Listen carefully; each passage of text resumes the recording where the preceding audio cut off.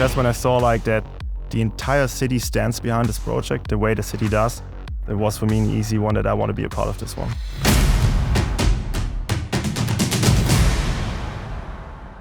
Welcome to the City Voice podcast. I'm joined, as usual, by a very special guest, Alex Langer, Director of Goalkeeping and first-team goalkeeping coach. Did I get that correct? Absolutely. Thank you so much for having me. Excited to be here. I'm excited to have you on. I was a very bad goalkeeper growing up. I did not have the luxury of a goalkeeping coach of your level, so it's going to be great talking to you today. But before we get into what you do on a day-to-day basis, there are some very serious questions that we have to address. So I'm going to start on a hard one for you.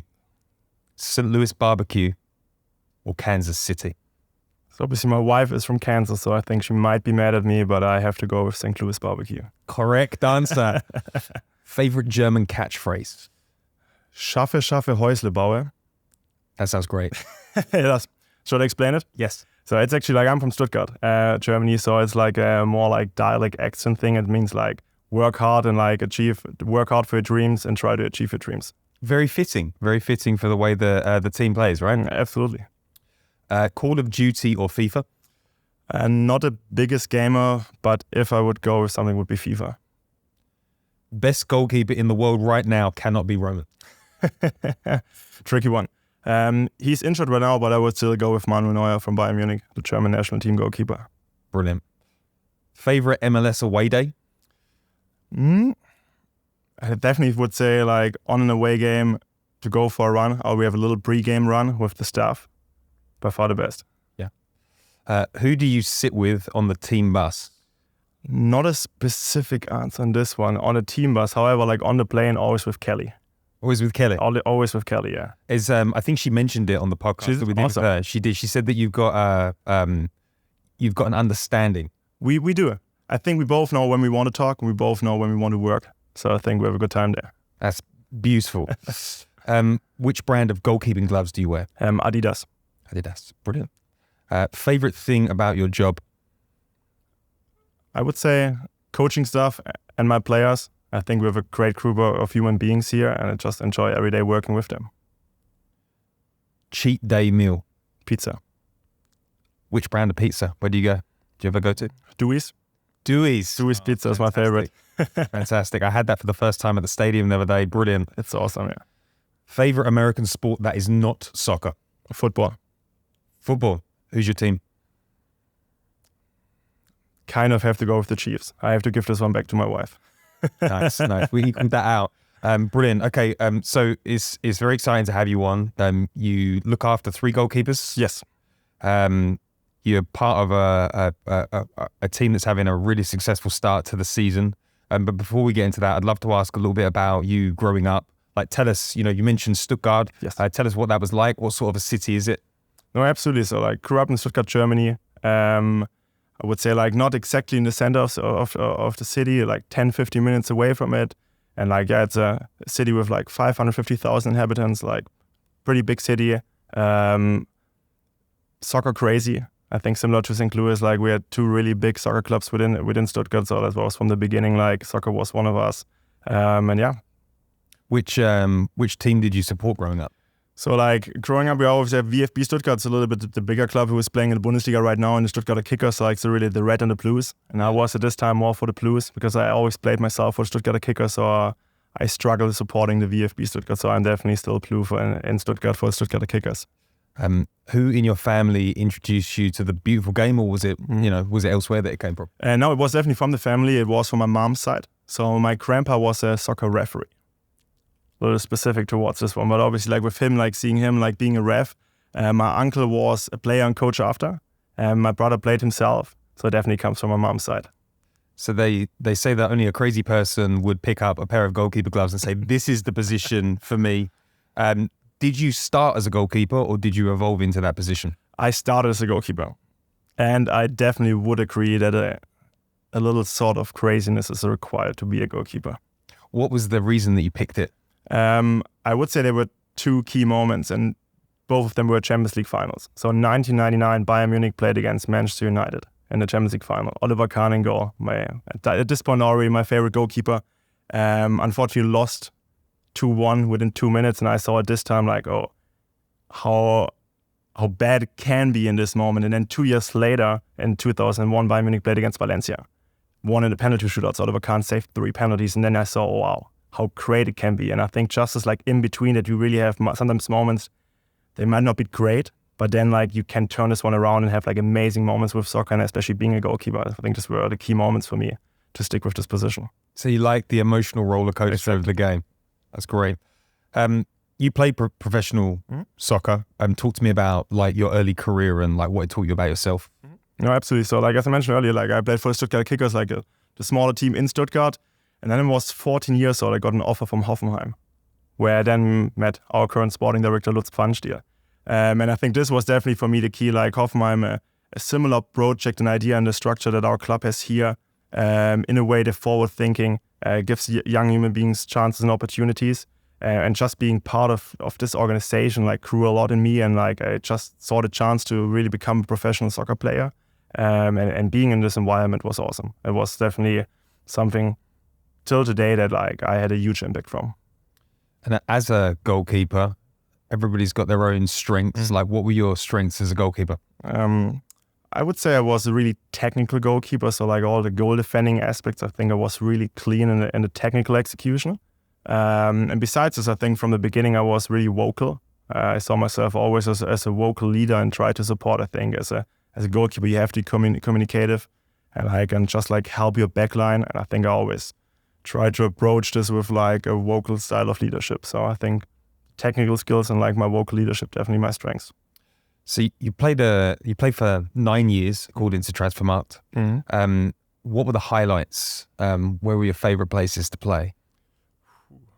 So I definitely think there would be a lot. Definitely remember my last game in Germany before I knew that I'm going to go to the United States. It was in Lübeck, northern part of Germany, close to Hamburg.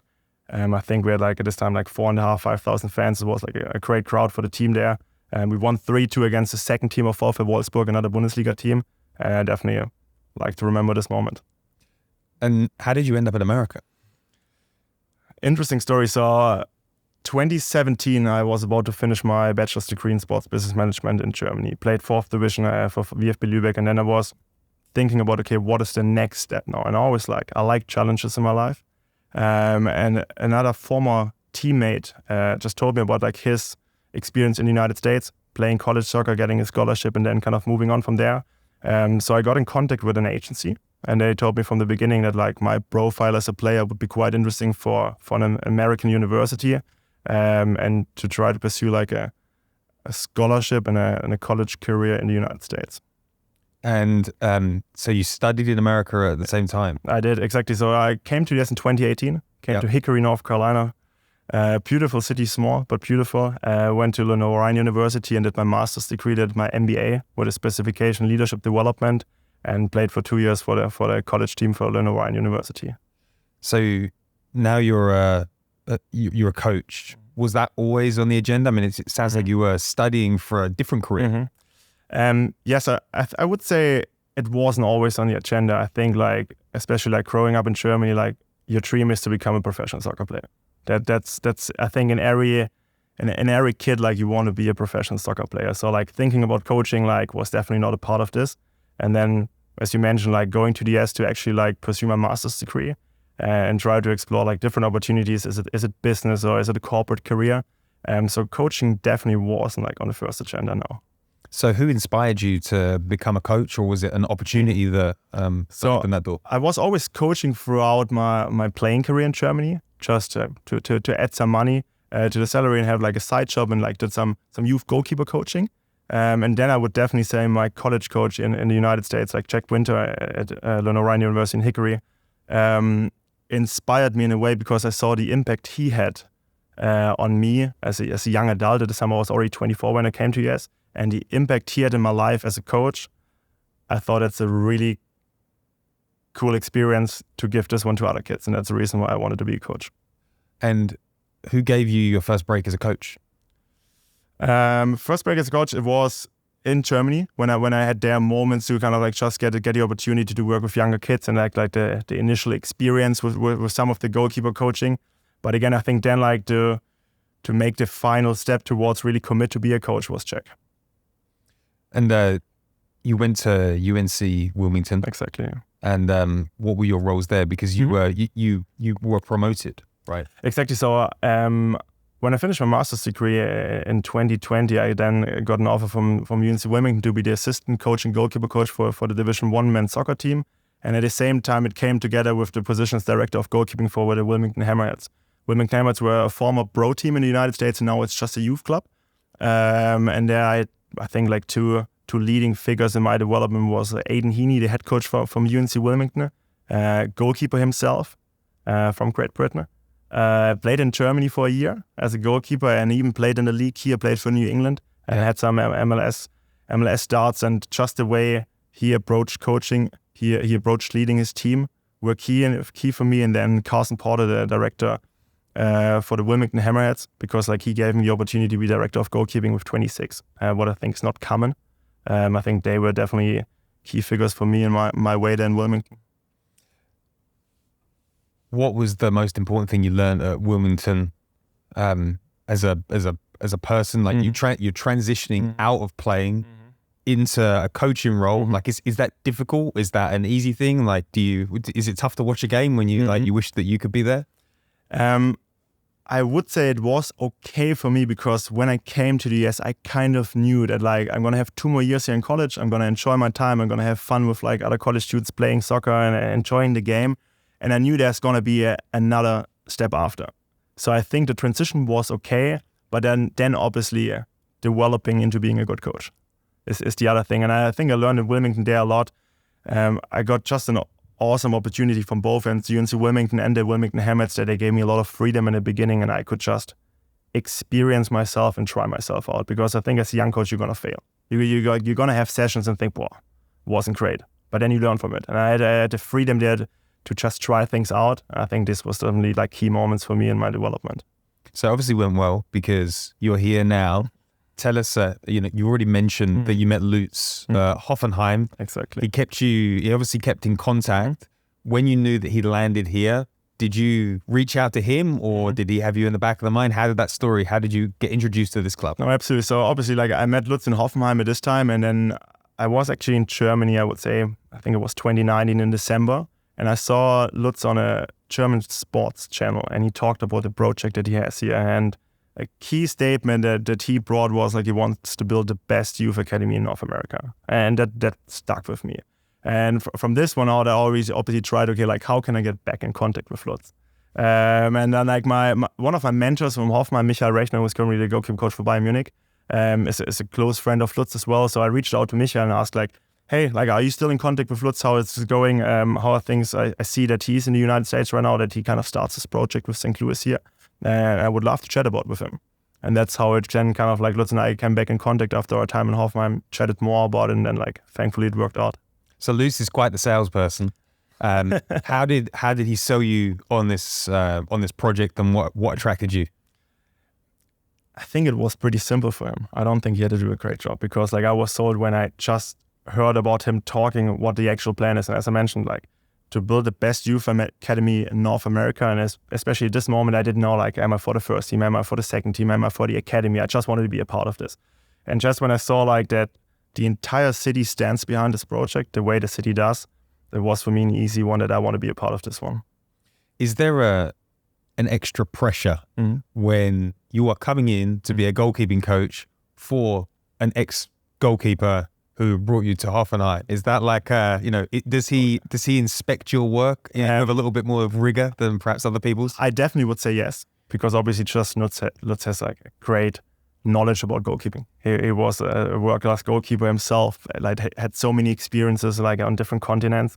So definitely I think like he checks me out maybe a little bit more sometimes. But I think from the beginning, like we have a great relation. We have a really good understanding of each other. Lutz knows, well, I know what he expects from me, and I think he knows what I give to him and what I give towards the club. So I think it's a little bit more pressure, yes, but I do enjoy it. So you coached City 2 last year, an incredibly successful season. I think there were 7 shutouts. We can edit that out if I've got that wrong, but I'm pretty sure there were 7 shutouts through the season. You rotated through a number of goalkeepers. Michael Creek, Roman played some games. What was that experience like for you, and what did you make of the support that the city gave to it? Did you realize that you made a good decision when you were coaching that? Absolutely, definitely a memorable moment was the first City 2 game at home against Rochester at SLU. And just because obviously I played in second teams in Germany, and usually second teams don't have any support. It's the second team, so no one cares too much. And then seeing I think we were sold out crowds, 6,500 fans. The latest in this moment I knew this city is soccer crazy, and I mean it's positive. And just the support we had throughout this entire year with City 2 was just amazing. And Lutz made a big splash. He signed Roman Bürki, Champions League goalkeeper, played under some incredible coaches, has a big reputation in Europe. How exciting was that for you to know that you get to work with someone of that caliber on a daily basis? It is still exciting. Now, it was an awesome moment. So I met Roman already in February here when we knew that just the signing is about to come. So it was awesome that we both had a little time to get to know each other. Obviously here in St. Louis, and then we had quite a lot of FaceTime calls during the time when he was back and still playing for Dortmund, and just building this relationship, knowing that he's coming here. And I'm obviously 4 years younger than Roman. So when I was in Germany and he played in the Bundesliga, he was still an absolute top goalkeeper. I think world class what he performed there. And now working with him is incredible. What's been the biggest difference between working City 2 and working for a first team? Are there any? Is there a difference in the way that you approach things? I would say for me personally, no, because I think I was already really in detail in the year before with City 2 and just preparing Michael, Ian and Eric at this time as best as possible for the games. But I definitely would say there is more pressure. It's the first team. There are more eyes on it. Against Rochester, we had 6,500. Now on Saturday, we're going to have another 22,500. In Seattle, we had 35,000. So I definitely think there's more pressure on you. But just how I approach things, I don't think things change that much. Roman's a very modern goalkeeper. He's absolutely incredible with his feet. He can have very little to do from a saves perspective and still be one of the best players on the pitch. Do you have principles that are married to that type of goalkeeper? Do you feel like it's a good match for your coaching skills? No, it absolutely is. So we with St. Louis, and obviously I work closely with our academy goalkeepers and with Tim Kelly for City 2. So we have three key pillars towards goalkeeping. It's goal defending. Obviously everything what is related to shot stopping. Is it now a lateral push that Roman had, for example, the offside push he had against Seattle where the header was above his head, or is it a 1v1 block save? Then we talk about space defending. Space defending inside the box and outside the box. Inside the box would be a through ball, would be a cross, and outside the box, obviously, how closely aligned can we be with our back line? Is it a vertical or lateral shifting? So the sweeping moments, the sweeper keeper that a lot of people talk about. And then the third one is distribution. You just mentioned Roman's feet are incredible. I haven't seen a goalkeeper that often using his right and left foot the way he can do it. And just the way he receives a back pass from our center backs and he can just read the situation really well, where he puts the ball, that he gets out of pressure, that he then can make a well thought through decision. I think Roman just checks all these boxes. Just mentioned, you're a young coach. There seems to be a new breed of coaches throughout the world that are getting into coaching a lot earlier, and they're real students of the game. What influences the impact the way that you coach, and do you have mentors around the world that help you develop your game as you move forward? No, that's a great question. So obviously you mentioned earlier, Michael Rechner, who is now the goalkeeper coach from Bayern Munich, was my former goalkeeper coach when I was in Hoffenheim in the U15s. I'm still in close contact with him. And I think for me, the key part towards my development as a young coach is just the exchange with other goalkeeper coaches. So I was fortunate, after Leverkusen played here last year against City 2, I was a week in Germany with Leverkusen and was able to spend a week with David Thier, their goalkeeper coach for the Bundesliga team. And just being there a week and seeing, okay, they do a lot of things similar to us. So I'm on a pretty decent track what I'm doing. But then obviously seeing other things, learning things, challenging each other with maybe sometimes different methodologies. I think the exchange with other goalkeeper coaches is for me the key part to stay on top of things and just learn new trends and develop my principles as well. The role of the goalkeeper has definitely developed over the last, 10 years. I mean, Neuer was one of the kind of original sweeper keepers, but now you're seeing it with Aaron Ramsdale, Arsenal, Ederson in the Premier League. Talk to me about what are the key things that you look for in a modern goalkeeper, and not even just technical skills, like from a personality perspective. No, I think it's really interesting to see based on like the playing style of each team. For example, when we kind of like pull this one back towards our team right now, like the first 7 games, you just mentioned to yourself, like Roman doesn't have to make too many saves. Based on our high press, our playing styles, we defend forward. We try to help Roman there a lot, but Roman has like key moments with his feet, key moments in the space defending outside the box, and key moments with space defending within the box. So I think a goalkeeper to dominate the space means like, is it a cross, is it a cutback, is it an early cross, a through ball? I think these are definitely like key aspects towards the goalkeeper. And the same mentioned earlier, like his feet. Roman is, I think in my first interview with Lutz, I mentioned something like, the goalkeeper is the first position on the field that starts the attack for us. And in the end, it's the last position that tries to prevent the opposition from scoring. But there's so much in between. And again, like the starting the attack, I think is just omnipresent, because like teams want to start an attack, not just like with kicking a ball forward. There should be intention behind it. There should be a purpose behind it. Were you surprised by some of the commentary around Roman's signing? And do you think that some of the doubters have been silenced watching how he's played so far this season?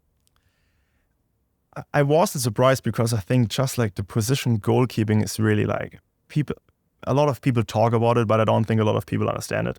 With all respect, because I think it's easy to say it from the outside when you just like try to evaluate the performance at this moment, but then actually to be like in this position as a goalkeeper is not as easy always.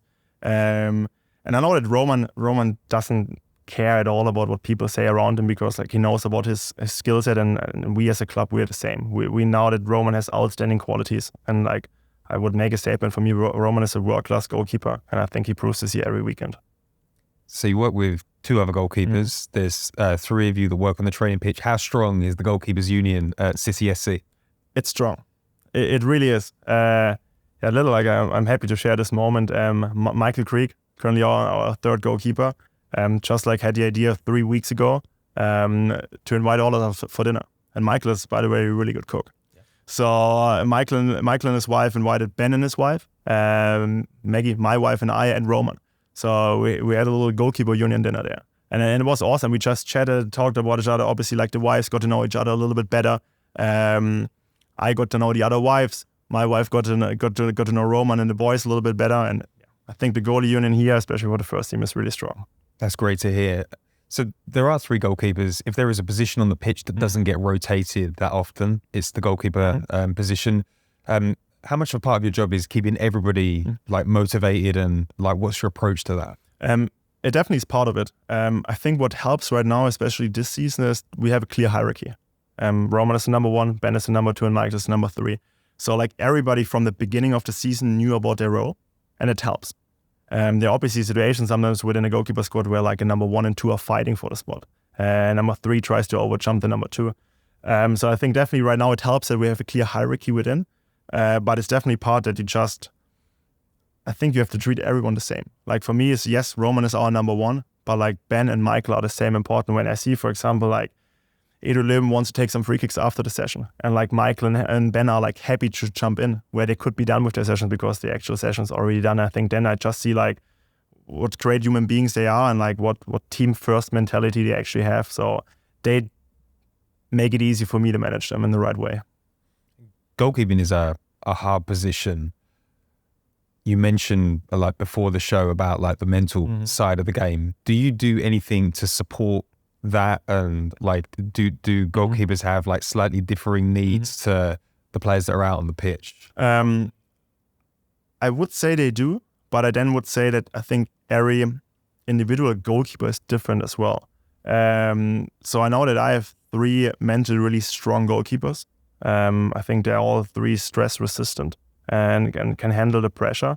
What we try to do a lot is like we have some certain routines, just like our warm-up is pretty similar. And I know that this gives like all goalkeepers a certain form of just like security and just like a good feeling before a game. Or like after away games, we usually play on the first day back, we play soccer tennis, and we have an amazing time. And I know just like this one, because like having an away game, coming back from a trip, or from Seattle, for example, where you just lost, and where you might be a little disappointed, and just like bring the boys back on the same page and just like build this cohesion and culture within our little squad. I think this helps on the mental side as well. We haven't spoken about Bradley so far today, but like he's, he talks about Roman in glowing terms. The goalkeeper is obviously extremely important to him, and he recognizes the value. How do you engage with Bradley on a day-to-day basis? He's a very tactically astute guy. Do you talk about the opposition and like managing different game states? Yeah, so I think Bradley and I have a great relation. Obviously, from the initial moment, like Bradley lived, I think, for 12 years in Germany, and he lived for 5.5 years in Stuttgart. So like we had a bonding moment from day one. He's an amazing coach and a great human being. What definitely like I think connects us a lot. We're both like innovative and really forward thinking. We both like to work in detail, and we care about the details. And yeah, I'm just fortunate to work with him and like have a coach that like listens and hears the goalkeeper coach. I think that's not always common. Like I'm fully included in every tactical decision. I'm fully included in every tactical discussion. I'm able to kind of like be responsible for the entire set piece situation for us, like attacking and defending. So yeah, I'm just thankful there that like Bradley includes me in all these discussions, and hears my voice and listens to my opinion and feedback. We've had Tim Kelly on the podcast before. Do you keep in touch with the other goalkeeping coaches, and do you have an eye on talent coming through? And do you watch the other games for the academy in City too? No, so absolutely. So like we goalies have a weekly meeting. So it's Tim Kelly, Mark Pace, and Michael Ritterbeck on my team. So we meet every week at least like for 90 minutes to 2 hours to talk about like what happened on the weekend before. So like how were the academy games, how were the City 2 games, what's the plan ahead now? So like what goalkeeper is going to get playing time, how is the development going? And therefore, like we even in a daily exchange, if it's a WhatsApp message, is it a phone call about like what's happening, and I'm definitely excited for what's to come, because we have some really good goalkeepers in the academy. So tell us what success looks like for you as a goalkeeping coach this season. No, I definitely think like we have a clear identity and playing philosophy within the club, and I think just for us as a coaching staff to optimize the playing style and the implementation of the playing style, I think this should be, or is my key goal for the season. So that's the end of the show. If you are listening to this on podcast, get into your ratings section, give us a 5-star and leave a nice review about Alex, and hopefully he'll come back on again. And if you're watching this on Apple TV+, there will be more episodes coming. Thank you for listening to The City Voice. Ciao for now.